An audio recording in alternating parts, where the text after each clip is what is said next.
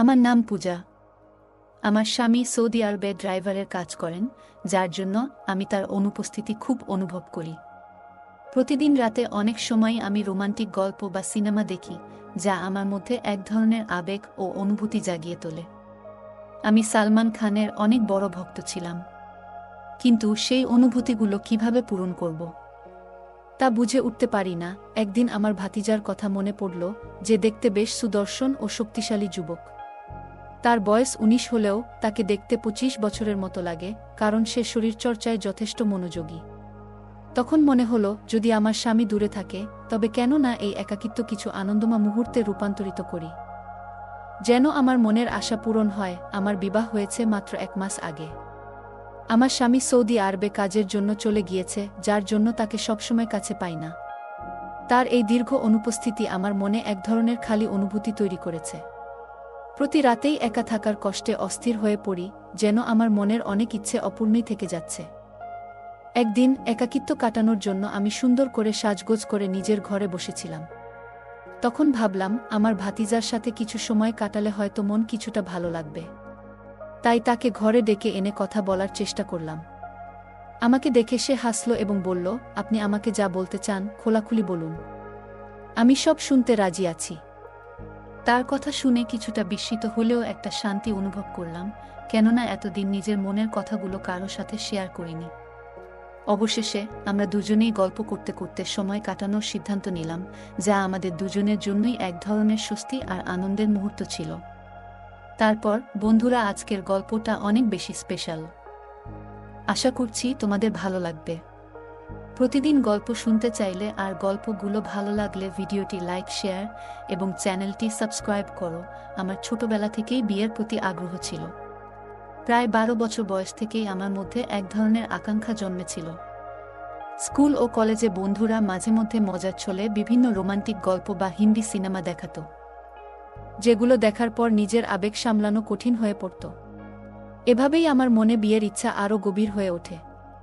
তবে আমি দেখতে খুব সুন্দর না হওয়ার কারণে অনেক প্রস্তাব এসেও ফিরে যেত, যা আমার মন ভেঙে দিত। যতই বিয়ের ইচ্ছা বাড়তে থাকত, ততই বিয়ের ব্যাপারে বিলম্ব হচ্ছিল। অনেক খোঁজাখুঁজির পর অবশেষে আমার বাবা মা একটা প্রস্তাব পেলেন এবং দ্রুত বিয়ের সিদ্ধান্ত নিলেন।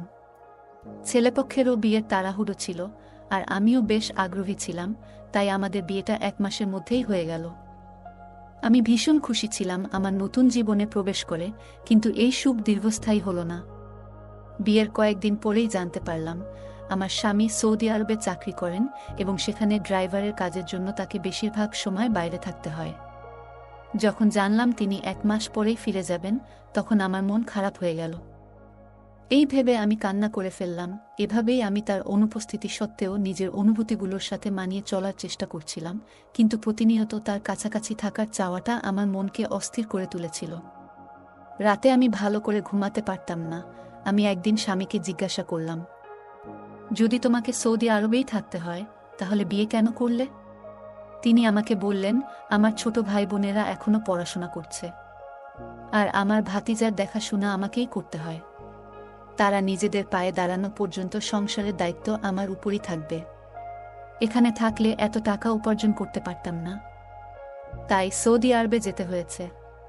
তিনি আরও বললেন, সৌদি আরবে এমন একটা কাজ করি যাতে করে বাড়িতে কখনো টাকার অভাব না হয়। তখন আমি বললাম, তাহলে আমাকেও সঙ্গে নিয়ে চলো। তিনি মৃদু হেসে বললেন, এটা এত সহজ নয়।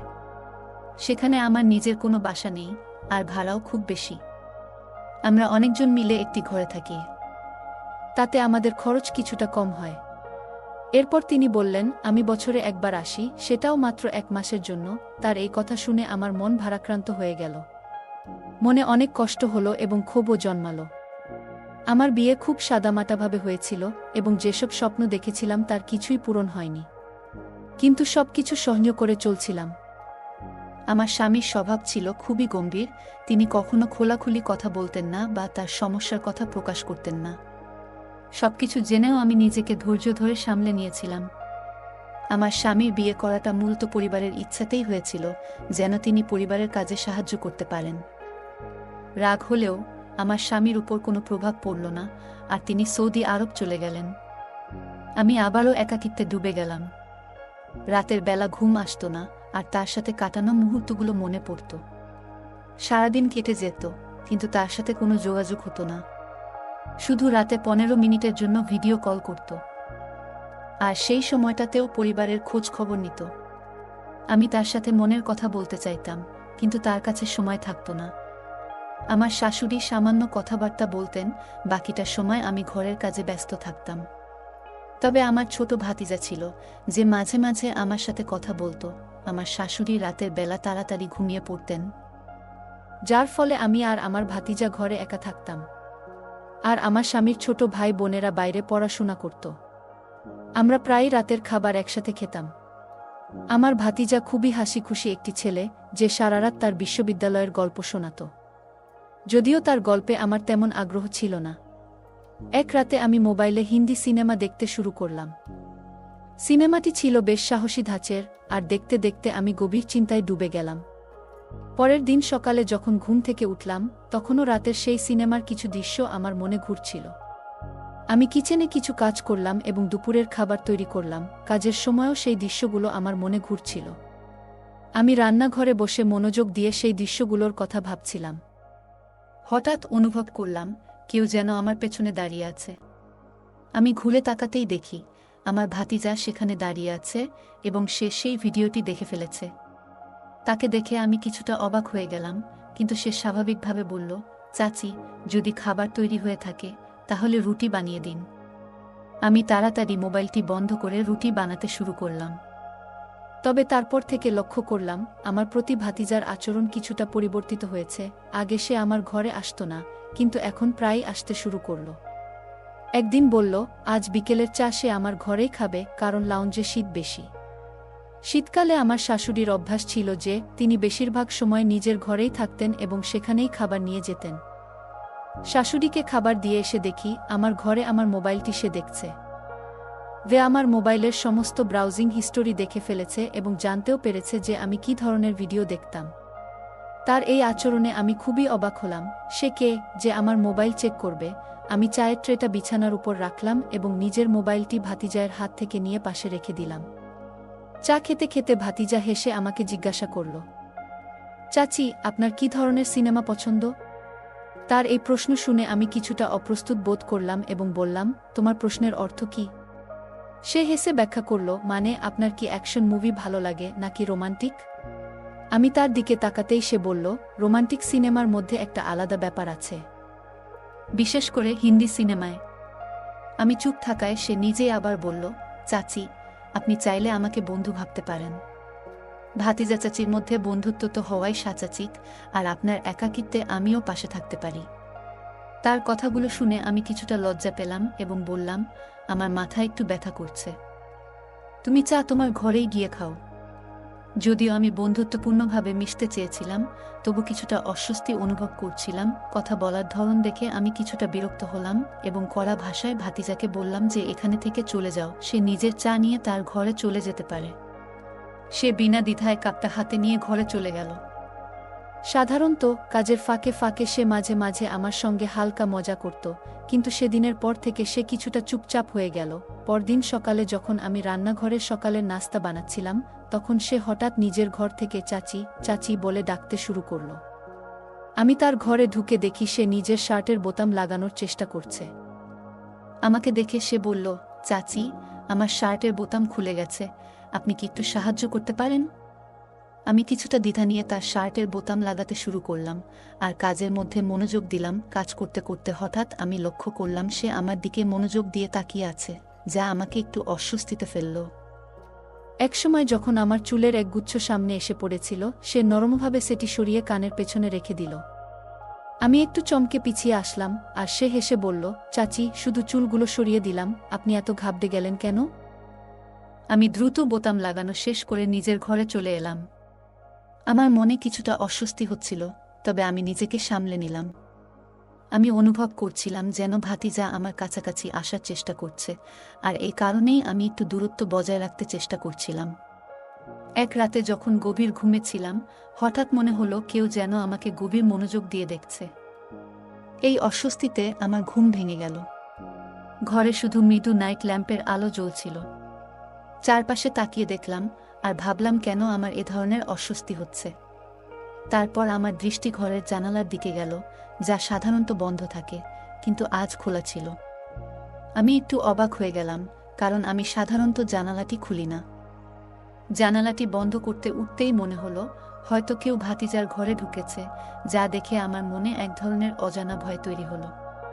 নিশ্চিতভাবেই ভাতিজাই হবে, যদিও আমি তাকে দেখিনি।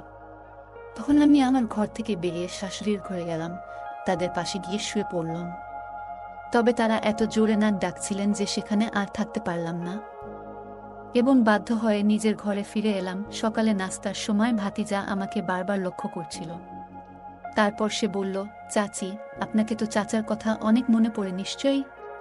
আমি বললাম, হ্যাঁ, অবশ্যই অনেক মনে পড়ে। তখন সে বলল, তাহলে নিশ্চয়ই রাতের বেলা অনেক সময় ঘুম আসে না আপনার? আমার ভাতিজা একদিন এমন কথা বলল যে, চাচাকে তো আপনি অনেক মিস করেন, তাই না? তাহলে ঘুমানো নিশ্চয়ই কষ্টকর হয়। তার এই কথায় আমি বেশ বিরক্ত হয়ে গেলাম। আমি তাকে কঠোরভাবে বললাম, তুমি আজকাল খুব বেশি কথা বলছো, এভাবে কথা বলা বন্ধ করো। আমার কথা শুনে সে চুপচাপ সরে গেল। পরের রাতে দেখি আমার ঘরের জানালা অদ্ভুতভাবে খোলা, আর জানালার কাছে ভাতিজাকে দাঁড়িয়ে থাকতে দেখি। এটা দেখে আমার খুব খারাপ লাগলো। পরের দিন তাকে জিজ্ঞাসা করলাম, তুমি আমার ঘরের জানালার কাছে কেন এসেছিলে? সে মৃদু হেসে বলল, চাচি, আপনাকে ঘুমাতে দেখে খুব ভালো লাগছিল। তার এই কথা শুনে আমার খুব রাগ হলো এবং বললাম, এবার থেকে এমন কিছু করলে তোমার চাচাকে জানাবো। সে আমার কথা শুনে একটু বিরক্ত হয়ে চলে গেল। পরের রাতে যখন আমি ঘুমাচ্ছিলাম, হঠাৎ মনে হলো কেউ আমার ঘরে আছে। চোখ খুলে দেখি ভাতিজা আমার ঘরে খুব কাছাকাছি দাঁড়িয়ে আছে। ভয়ে ও বিস্ময়ে আমি তাকে বললাম, তুমি আমার ঘরে কি করছো? সে বলল, ঘরের দরজা খোলা ছিল তাই ঢুকে পড়লাম। আসলে চাচা যখন এখানে নেই, তাই আপনার খেয়াল রাখতে ইচ্ছে হয় আমার। এই কথা শুনে আমি তাকে আরও সতর্ক করে বললাম যে এই ধরনের আচরণ আর কখনো যেন না করে এবং তার সীমার মধ্যে থাকে। সে আমার কথা শুনে ঘর থেকে চলে গেল। এরপর থেকে আমি সবসময় সতর্ক থাকি এবং তাকে তার নিজের জায়গায় থাকতে বুঝিয়ে দিয়েছি। তারপরের দিন রাতে আমি যখন ঘুমাচ্ছিলাম, আবার হঠাৎ মনে হলো আমার ঘরে কেউ এসেছে। চোখ খুলে দেখি আমার ভাতিজা। সে আমাকে বিভিন্ন কথা বলতে থাকলো। সে বলল, বিষয়টা এত সহজ ছিল না চাচি। তার আচরণ ও মিষ্টি কথাগুলো যেন আমাকে অসহায় করে দিয়েছিল। এর আগে আমি কিছু বুঝে ওঠার আগেই সে আমাকে এক অদ্ভুত জালে জড়িয়ে ফেলেছিল। হঠাৎ সে আমার মুখে হাত রেখে বলল, কেউ যদি দরজা দিয়ে চলে আসে? তুমি যে দরজা খোলা রেখেছ, সেটা কি আমার জন্য? তার কথা শুনে আমি বিস্মিত হয়ে ভাবছিলাম, কখনো তো এমন অনুভূতি আমার মধ্যে আসেনি। আমি তাকে সবসময় নিজের সন্তানের মতোই ভেবেছিলাম। তবে সত্যটা হলো, সে যেন এক প্রজ্বলিত আগুনের মতো, এবং এই আগুন থেকে দূরে থাকাই ভালো, কিন্তু আমি পারলাম না। এই ঘটনা আমার জীবনে এক অস্থিরতা এনে দিল। আমি অশ্রু মুছতে মুছতে তাকে বললাম, তুমি যা করেছ তা ঠিক হয়নি। আমি এই ব্যাপারে আল্লাহর কাছে প্রার্থনা করব যেন তিনি তোমাকে শাস্তি দেন। সে বলল, তুমি যেসব সিনেমা এবং গল্প দেখো, সেগুলো কি? চাচি যান, তোমার চোখেও তো ওসব চলতে থাকে, বলেই সে চলে গেল। আমি কখনো চাইনি যে এরকম কিছু আমার সাথে হবে। পরের দিন আমি কোনো কিছু না বলে মায়ের বাড়ি চলে গেলাম। মনে মনে ভেবেছিলাম, আমি কি আমার স্বামীকে সবকিছু জানাবো? আমি এতদিন এই কথা কাউকে বলিনি। কিন্তু পরের দিন আমার একজন বন্ধুর সঙ্গে দেখা হলে আমি তাকে পুরো বিষয়টি খুলে বললাম। তিনি বললেন, তোমার শুরু থেকেই তুমি তোমার ভাতিজায়ের প্রতি খুব বেশি খোলামেলা ছিলে। আর যদি তুমি এই ঘটনা তোমার স্বামীকে বলো, তাহলে সে তোমার কথা বিশ্বাস করবে না, বরং তোমাকে খারাপ মানুষ হিসাবে ধরে নিবে। তাই এটা এখানেই গোপন রাখো। এছাড়া সে আমাকে একটি পরামর্শ দিল যে আমি আমার স্বামীকে বলি আমাকে সৌদি আরবে ডেকে নিয়ে যেতে, যাতে আমি সেখানে তার সঙ্গে থাকতে পারি। আমি এই পরামর্শ গ্রহণ করলাম এবং আমার স্বামীকে বললাম যে যদি তিনি আমাকে সৌদি আরবে না নিয়ে যায় তবে আমি বিচ্ছেদের কথা ভাবতে বাধ্য হব। তিনি আমার অনুরোধ মেনে নিলেন এবং আমাকে সৌদি আরবে নিয়ে এলেন। সেখানে এসে আমি একটি স্কুলে শিক্ষকতার চাকরি পেলাম। আমি একটি ছোট ফ্ল্যাটও ভাড়া নিলাম এবং বাড়ির দিকে ফেরার পরিকল্পনা বাদ দিয়ে দিলাম। এই পরিবর্তনগুলো তখন ঘটছিল যখন আমি বুঝতে পারলাম আমার চিন্তাভাবনাগুলো পবিত্র হয়ে যাচ্ছে এবং আমি বেঠিক পথের দিকে যাচ্ছি। তাই আমি মোবাইল থেকে সব অচিত ভিডিও ও সিনেমা মুছে ফেললাম। সময় চলতে লাগলো এবং আমার ভাতিজার বিয়ের সময় আসতে শুরু করলো। যখন আমার স্বামী বাড়ি যাওয়ার সময় আমি বললাম, আমি আপনার সাথে যেতে পারবো না, আমি এখানেই থাকব এবং অপেক্ষা করব। আমার স্বামী একা বাড়িতে চলে গেলেন, কিন্তু তিনি সেখানে মাত্র 1 সপ্তাহ কাটিয়ে দ্রুত ফিরে এলেন। ফিরে এসে তিনি বললেন, আমি তোমাকে খুব মিস করেছি, তাই ফিরে আসতে বাধ্য হলাম। 6 মাস পর আমরা জানতে পারলাম যে আমার ভাতিজার স্ত্রী আরেকজনের সাথে ধরা পড়েছে। এটি শুনে আমার মনে অনেক শান্তি এলো, কারণ যে ব্যক্তি আমার জীবনকে উল্টে দিয়েছিল তার প্রতি আল্লাহর কোনো না কোনো শিক্ষা দিতে শুরু করেছেন। আমি সবসময় ধৈর্য ধরেছি। একটু সময় পর আল্লাহ আমাকে সন্তানের সৌভাগ্য দিলেন। আমার এখানে যমজ বাচ্চা হলো এবং আমি তাদের সঠিকভাবে বড় করার চেষ্টা করলাম। বর্তমানে আমি আমার জীবনে খুবই খুশি আছি এবং আমার পরিবারের সঙ্গে একটি সুখী জীবন কাটাচ্ছি। গল্পে একজন নারী তার ভাতিজার প্রতি অতি খোলামেলা আচরণের জন্য সমস্যায় পড়েছেন। এতে বোঝা যায় যে আমাদের নিজেদের ও অন্যদের সাথে সম্পর্কের ক্ষেত্রে সতর্কতা অবলম্বন করা প্রয়োজন। আত্মীয় বা ঘনিষ্ঠ কারো সাথে আচরণের ক্ষেত্রে মনের মাঝে সুস্থ সীমারেখা বজায় রাখা গুরুত্বপূর্ণ। গল্পের নারী আল্লাহর কাছে ধৈর্য নিয়ে প্রার্থনা করেছেন, যা তাকে কঠিন পরিস্থিতি মোকাবেলা করতে সহায়তা করেছে। কঠিন সময়ে ধৈর্য ও প্রার্থনা আমাদের মনোবল যোগায় এবং সমস্যার সমাধানে সহায়তা করে। ভাতিজার আচরণকে তিনি এক ধরনের প্রজ্বলিত আগুনের মতো মনে করেছেন এবং পরে নিজেকে তা থেকে দূরে রাখতে চেষ্টা করেছেন। নেতিবাচক সম্পর্ক ও পরিস্থিতি থেকে দূরে থাকা প্রয়োজন, যাতে আমরা আমাদের জীবনে মানসিক শান্তি বজায় রাখতে পারি। গল্পের নারী তার জীবনকে সংশোধন করতে অপ্রয়োজনীয় ভিডিও এবং সিনেমা থেকে নিজেকে দূরে রেখেছেন। তিনি পবিত্র ও আত্মনিয়ন্ত্রিত জীবনের জন্য এই সিদ্ধান্ত নিয়েছেন। এটি আমাদের শেখায় যে আত্মনিয়ন্ত্রণ ও নিজেকে সঠিক পথে নিয়ে যাওয়া জীবনের মান উন্নত করে। গল্পে নারী ধৈর্য ধরেছেন এবং অবশেষে দেখেছেন যে ভাতিজার স্ত্রীর বিশ্বাসঘাতকতা ঘটেছে। এতে তিনি শান্তি খুঁজে পেয়েছেন, কারণ এটি তাকে মনে করিয়েছে যে আল্লাহ ন্যায় বিচারক এবং আমরা আমাদের জীবনের ন্যায়ের উপর পূর্ণ নির্ভর করতে পারি। বন্ধুরা, যদি এই গল্পটি ভালো লেগে থাকে তাহলে দয়া করে ভিডিওটি লাইক করুন এবং আমাদের চ্যানেলটি সাবস্ক্রাইব করুন। পাশে থাকা বেল আইকনটি প্রেস করুন, যাতে করে আমরা যখনই নতুন ভিডিও আপলোড করি তার নোটিফিকেশন সবার আগে আপনার কাছে পৌঁছে যায়। ধন্যবাদ, দেখা হবে আমাদের পরবর্তী ভিডিওতে।